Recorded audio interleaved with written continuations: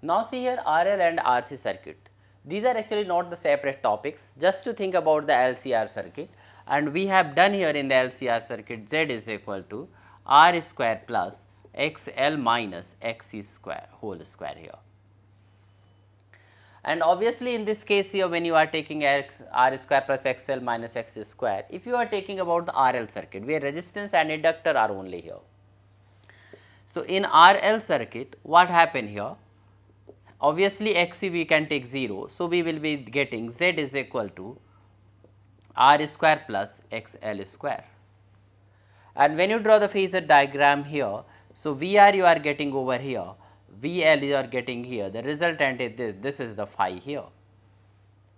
So we can calculate here, this is a VL, so tan phi is equal to in this case VL upon VR, that is I naught XL upon I naught R.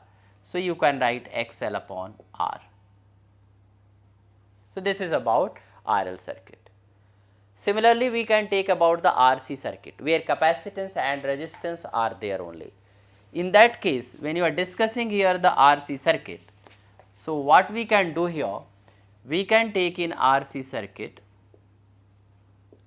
XL is equal to 0, we remove this XL from here. Then the impedance will be here under root of R square plus XC square, and then we can draw the phasor diagram here, this is VR and this is your VC. So obviously here this is the resultant and this one is called phi.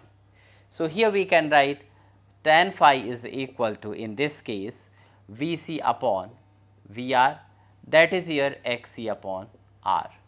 That is in the fourth quadrant here, this phi is here, that is taken as negative here. So this is about the RL and RC circuit here. Now let us discuss the total power consumed in LCR circuit.